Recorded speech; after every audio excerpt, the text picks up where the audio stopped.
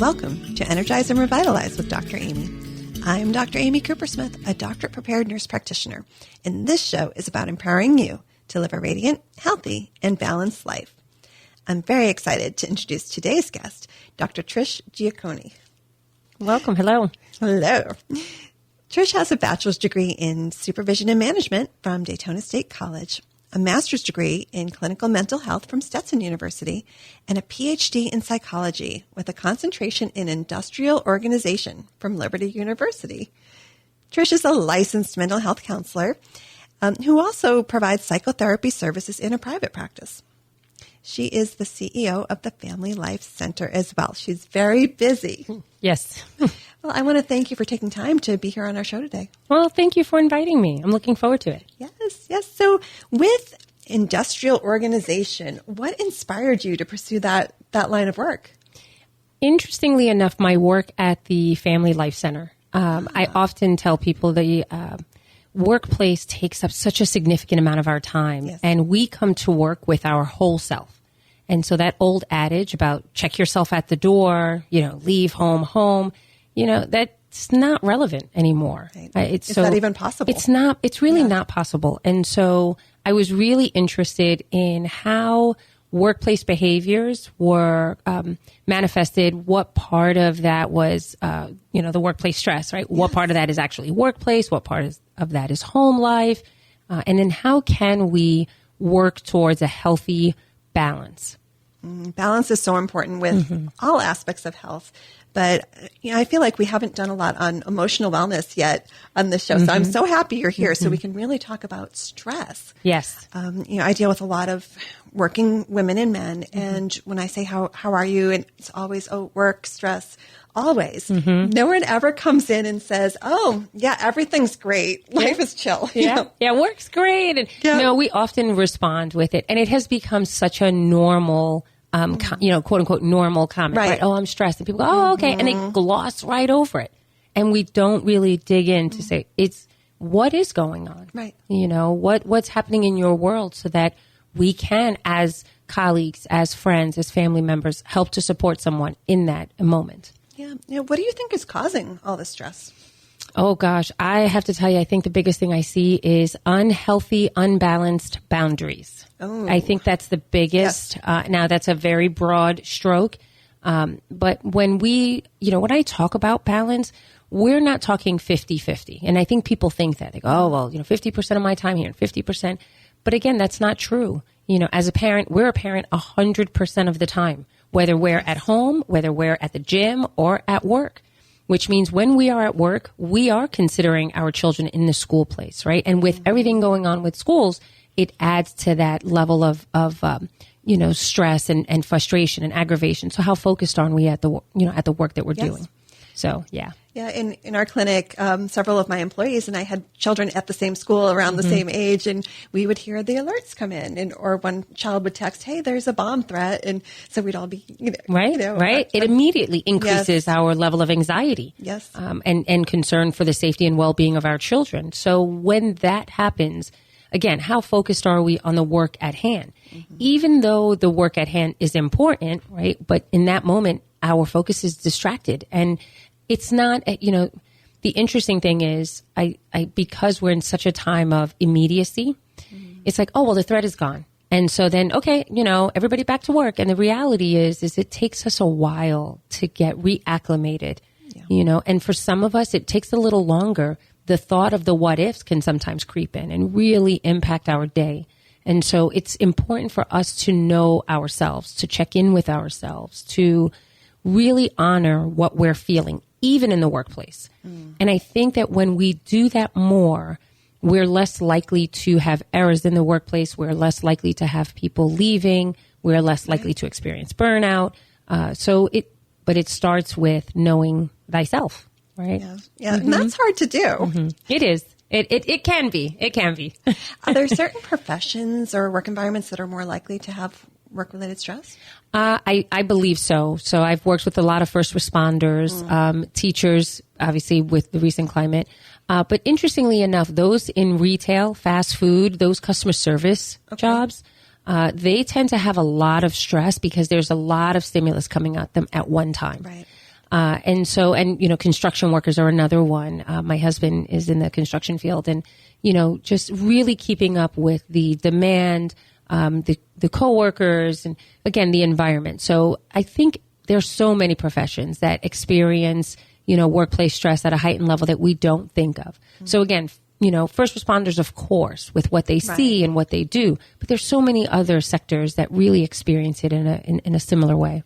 Yeah, I'm amazed if I'm, in a retail environment or something, and I can hear how the person in front of me is speaking to this minimum wage employee, and like that person has no control over what you're upset about, but they think it's okay to be rude to that person. Isn't it amazing if we just people watch and people listen, the level of rudeness that has increased? Yeah. And we do, there are people at the McDonald's or the Dunkin' Donuts, and they're working. That's their workplace. Right. And don't get me wrong, we can get frustrated, timing, right? But the reality is that's a human being doing the best that they can in their job. And we don't know what that human is going through. Right. And so, that adage, kindness goes far. I mean, that's the truth, right? We just don't know. But think of the worker who is handing you whatever item that you just yelled at them for. Now they have another 6 or 7 or 8 cars or, 6 or 7 people in line. I mean, that's terrible for them. It really does. Unfortunately, it's that cycle, and it's hard for folks to walk away from the register or to, take a break in the back. Not all jobs have that flexibility. Mm-hmm. That's true. So what are some signs that a person should look for in themselves if they think they might be experiencing work stress? Like what might they see in themselves? So first, let me start off with, I want to kind of give a definition of work stress, right? Because we use the term stress often also. And the idea is that, there's lots of frustrations that happen at work, right? So something didn't go the way we planned or the way we thought, and that's frustrating. But the work stress is essentially when we just don't have the capability, the ability to meet the demand of the role. And I often tell people sometimes employees don't even know what the role is.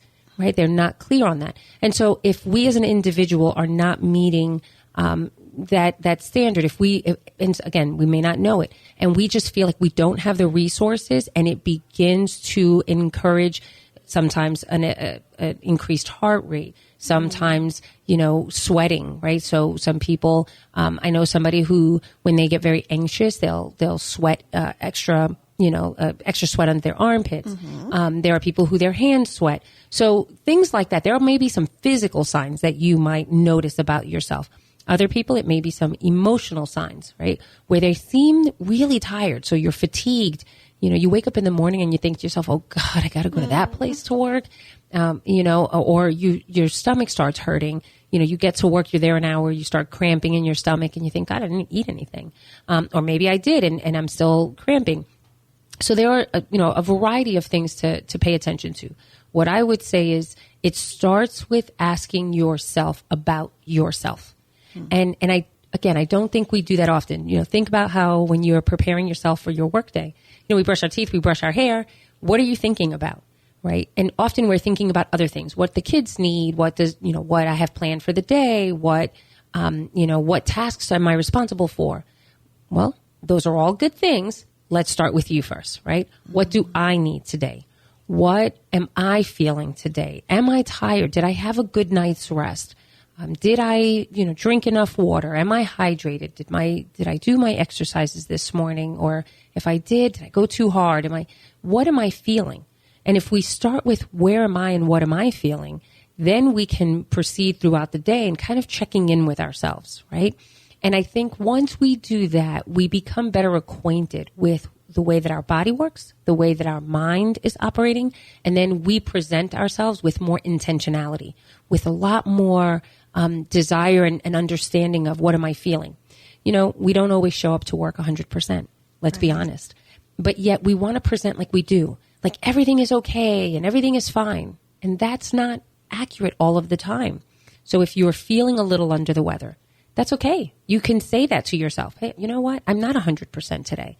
I'm not at this place where, I'm at that really robust, a gregarious personality. Maybe today I'm a little quieter. And it's okay to say that when you're in the workplace. Somebody says, how are you? Say, I'm you know what, I'm not 100% today, you know, and that's okay. But being honest with who you are in that statement, right? And so I think, you know, to your point is, let's be intentional about asking ourselves questions, who we are, and then walking through life with some intentionality. Right. So we start by acknowledging that maybe today is not a good day, right? Accepting it. And so what do we do from there? We're accepting that, okay, today's not my best. How do I proceed? So if today is not your best, and you know that, right? We all know when we're not necessarily in the best place. The next step is then you walk with that intentionality I was talking about. I look at my calendar, right? And I am a calendar person because there's so much to do. And so I look at my calendar and what do I have on the agenda for the day? What are absolutes that I have to do? And then what are the things that are on my calendar that, you know, maybe I don't have to do them today? And those are the ones that I say, I'm going to reschedule those, right? I'm going to move that off book, maybe tomorrow, maybe next week. The things that I have to do, I get it, right? But the things that I don't have to do, today's probably not the best day to do that. Yeah. And if you're able to do that independently, great, kudos. But if you have a supervisor, then guess what? Talk to them and say to them, I am not at my 100% today. And so I was hoping I could move A, B, and C to another day. Or if that can be provided, you know, offered to someone else to complete. And I'm confident that many supervisors would much rather have that conversation with you so that you're as healthy and happy as you can be in the workplace than if you are burnt out and then end up leaving. I think that's such a huge thing. I'm blessed to have fantastic employees. We get a lot of positive feedback on that. But they do not want to let me down. Right. So if I get excited about something and I'm like, and do this and do this and do this, rather than say, hey, you're giving me too much, it'll get to a point where all of a sudden someone will say, my blood pressure. I'm like, oh, okay, wait. And then I have to realize as a boss, check in with your employees. And I encourage that communication. Let me know when it's too much. But I think human nature, people don't want to say, I can't do it. Right. Well, and when people say, I don't want to or I can't, they really do have that fear of letting somebody else down whom they respect and admire. And so it is also incumbent upon those of us who have the responsibility of being leaders to check in. And rather than, assume that they're going to come to us, make it mutual. Say, oh, wait, I noticed that your calendar has, and I recently did this with one of my colleagues. I noticed your calendar has you scheduled for like 55 hours. And our work week is typically 40 hours. I mean, we work in a crisis environment, so I get some things happen. But the reality is we want to keep it as close to that 40 as possible. And it was interesting because they responded and said, hey, I didn't realize that you were looking at my schedule and, that you noticed that. Yes, it is something that we notice. So I think it's important about from leaders as well to check in with your team, to know that, to share with them that you care, right? You're modeling the behavior for them. And so if you want them to show care, you should also. So, absolutely. Yeah. Well, I'm going to have you hold that thought. Sure. We're going to pause for a break from our sponsor. You're listening to Energize and Revitalize with Dr. Amy. Don't go anywhere. We'll be right back.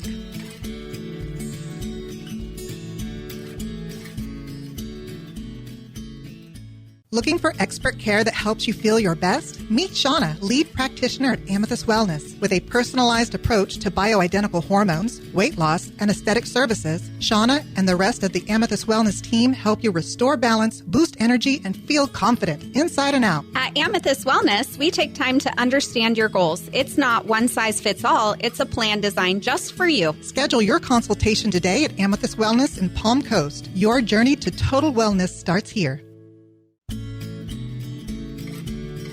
Welcome back to Energize and Revitalize with Dr. Amy. I'm Dr. Amy Cooper-Smith, and my guest today is Dr. Trish Giacconi. Before the break, we were talking about work-related stress and the role of the supervisor or the organization in checking in with employees. So how should the organization basically be held accountable for employee wellness?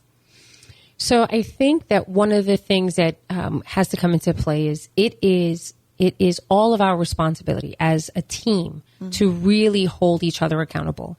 And I know that oftentimes we think, it's the boss's responsibility or the CEO or the vice president. But the reality is that we collectively create that culture. And so when we talk about wellness, what is it that you need and or want. And maybe you don't exactly know. Maybe you think, I know I need something, but I don't know what the something is. I'm very stressed when I'm at work. I'm here, 12 hours a day.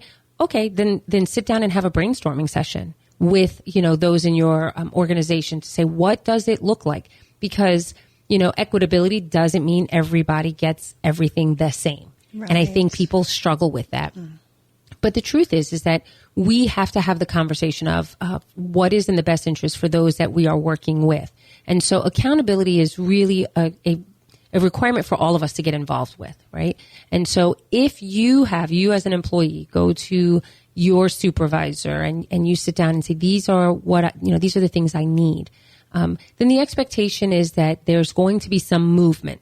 Now, it may not always be as big of a movement as you'd like, but if you're going in the right direction of I'm starting to feel myself become more relaxed at work to where I'm more comfortable, then clearly it's going in the right direction. But if it's not, then say that.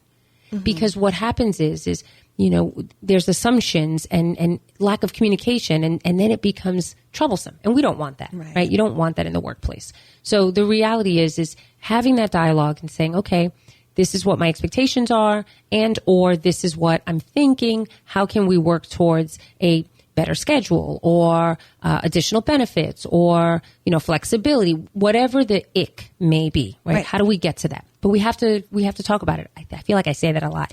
But communication. Communication is key. Important. We're not mind readers, right? Supervisors are not mind readers. We don't know. And so help us learn you and your role in this environment better. Yeah. And I do find, I've been a boss in different scenarios. I find that when you boss, listen, and I say, I really want to know what you think. Just that in itself, even if I can't solve the problem, I can't necessarily fix everything. But I feel like if they know that they've been heard, then that goes a long way. And this is where the authenticity comes into place. Particularly if a supervisor is saying, I want to know, then the idea is then share with them, right? Don't sugarcoat it. Don't gloss over it. Don't say I'm fine when you're not fine, because otherwise, then again, how do you know? We walk away from a conversation with different understandings of what happened in that conversation, and nothing really gets solved. And so it's really about that authenticity and honesty, right? That's the idea behind ethical workplace behaviors, is that we want to communicate authentically and honestly with one another. Yep. I think a lot of people don't understand, too, that you can be honest without being offensive. So it's just the way that you say it. And of course, if you can't go at another person and say, you did this, this, and this, because that person will get defensive and it won't go well. But if you say, this is how I'm feeling, a lot of times it's perceived a little better. Well, the whole idea in therapy about the I statements, right? We can't pretend to imagine what somebody else is feeling or doing, and we can't change them.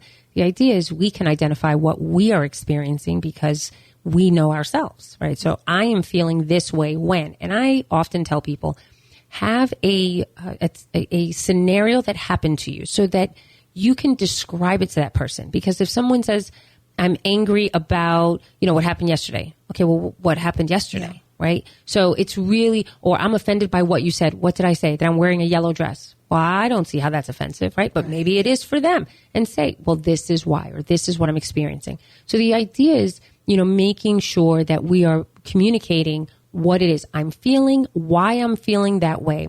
And I'm going to go one step further and recommend that you have a way to rectify that, right? At least an idea. Say, you know what, in the future, would you mind? Could you? And then proceed with whatever that idea might be. So, I once had a situation where someone came to me and said, Trish, you wave your arms a lot when you talk, which I do. I'm from New York. It happens. But it was something triggering for them. And they said, I feel, because I work with a lot of victims of domestic violence, they said, I feel like it's a trigger for me. And you know what? I can appreciate that. It's also hard for me because I work with my hands. And so they said, well, what about if you were to hold your hands together? And I thought, that's not ever going to be authentic for me. But I said, you know what? I'll try it. It doesn't always work. I put my hands in my pocket though, and that has worked, right? But at least there was this honest conversation about, even if you're across the room and I'm talking with my hands, it might, okay, let me work on that, right? And so that's where we can build trust in the workplace and really help with our balancing of home and life and in the job. Yes. You mentioned earlier that we need to have boundaries. So what do you mean by that? So interesting. Boundaries are often not always well appreciated. I will tell you that when I have this conversation with people, it really can be challenging for them. But boundaries is essentially the area in your life where you say, nope, this is kind of that imaginary line, right? I am not going to go, I'm not going to, let's see, I'm thinking of a good boundary that I can put. Okay, I'm not going to read my emails on the weekend, right? That's a boundary. I say, nope, I'm not going to read my emails on the weekend. If I work Monday through Friday, then Saturday and Sunday are my home time. And so I'm not going to do that, right? And so if you have a boss who says, oh, you know what? I need you to check your emails on Saturday. Thank you, Mrs. Boss. But actually, one of my boundaries for, my workplace is that I work Monday through Friday. I look at my emails then. I do not read my emails on Saturday, right? And so then there comes a conversation of what is the expectation of my role? Because I need to define my work hours. What does that look like, right? If my boundary is I'm not going to perform a specific activity. I was once asked to go visit a location that did not align with my moral compass. And I was nervous about it. I was very young and I was nervous. And I went to my boss and I said, I'm so sorry, but I can't do that. And if that means that I cannot work here, then I totally get it. But I cannot do that. And the supervisor said, okay, you know what? We'll have somebody else do it. I understand. So the idea is to be prepared to say, this is something that I'm not okay with and I'm not going to do. But you are the one that will identify that, right? So if you say, some places they'll tell you can't have your phone out, and they'll say, oh, I don't have my, you're not allowed to have your phone out on your desk. And, you can say, well, I have children, or I have a client who has a special needs child who needs to be on the ready. Let's have a conversation with your supervisor about that. What does that look like? Maybe it's not necessarily about the phone. Maybe it's about the tone, right? The ringing. Maybe you can put it on vibrate. So there are things that you can look into, but the idea is that what is that line for you? What does that boundary look like for you so that you make sure that you're keeping yourself in a place of contentment and that you can communicate that to your supervisor? Absolutely. I feel like if we don't set those boundaries and honor them, that's when burnout happens.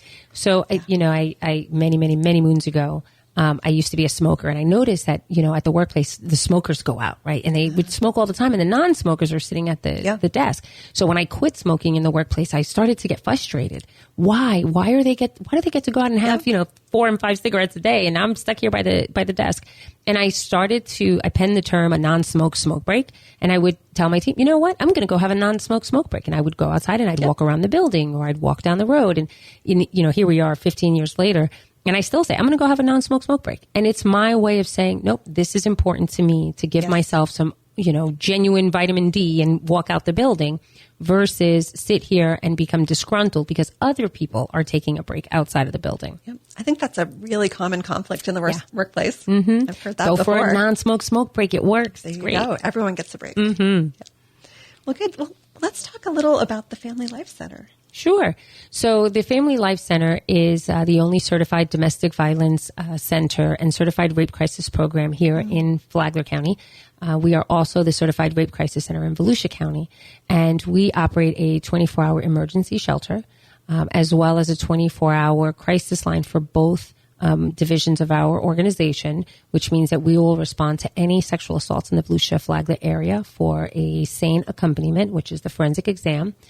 So we're on call 24 hours a day, 7 days a week. So when we talk about balance, that's a huge piece of how we continue to advocate and support victims because we are on call all the time. And so we have been in the Flagler County area since 1987, and most people don't know that. So we've been around for a long time. I'm actually going into my 18th year of being with the organization and 15 years as their CEO. So I've had a long time. Thank you. It's been a long, long road. Well, it's such meaningful work. It is. I am very blessed to be able to do the work that I do and support the victims that we're able to support. And I say this, I have a great team of women and men who work with us. And over the years, we've had some wonderful people come and join us, and some wonderful people who've also left. And, because this is a tough profession. When we talk about high burnout, The average length of stay for working in an emergency shelter with victims of domestic violence, so the staffing, is about 2 years. Social work itself is about 2 to 4 years. So when I tell people that I've been doing this for 18 years, they're, nearly 18 years, they're amazed. How do you protect yourself against that kind of energy? So it's interesting. One of the first things is I will say I'm a faithful individual. And so I regularly check in with my faith system and my God. And so that's the first thing. The second thing is I spend a good amount of time with my family. My husband, my children. They genuinely provide the support and the love and the care. And I don't tell them what happens at work, but I'm able to see joy in them and hope for what the future is going to bring. So my family is a great source of support. That's wonderful. I think you have to like your family to have that as a stress relief. I'm just kidding. I do. No, I listen, and I do. I love my family. I like them most often. They're funny. There's enough of us, though, if we get a little, again, those boundaries, right? Yeah. I tell some people sometimes they're good to see for a long time. Sometimes we just have a little quick visit. That's great. So somebody, having some workplace stress, when should they seek maybe some professional help? So I often tell people that when you're at a place where you have some workplace stress, which happens on a regular basis, right? The idea is that if it begins to impact multiple domains of your life, and what I mean by that is if you're bringing work home and it's going on the ball field with the kids and you're noticing it in the car before and after work, right? If those things are happening, you may want to seek some additional professional assistance just to be able to process whatever it is that's going on. There are career counselors who can also talk about, is this the best fit for you? Mm-hmm. Is that the right workplace for you? There are career counselors and consultants that can help you find maybe a better fit that works for you to help minimize the stress that you're going through. But ultimately, if you're noticing yourself, those physical characteristics we talked about earlier, if you're noticing that, it may be time for you to seek some assistance. Yeah, absolutely. Well, I really want to thank you for joining me today. I learned a lot, and I hope our listeners did too. Well, thank you for having me. This has been fun. Thanks to our listeners for tuning in to Energize and Revitalize with Dr. Amy. If there are topics you would like to hear, please send an email to radiantpodcast2025@gmail.com. Check out past episodes on Amethyst Wellness YouTube, and please like and subscribe. I'll be back next Saturday morning at 7:30 with more expert insights and practical strategies to help you live your healthiest, most energized life. Until then, stay healthy, and here's to your best life.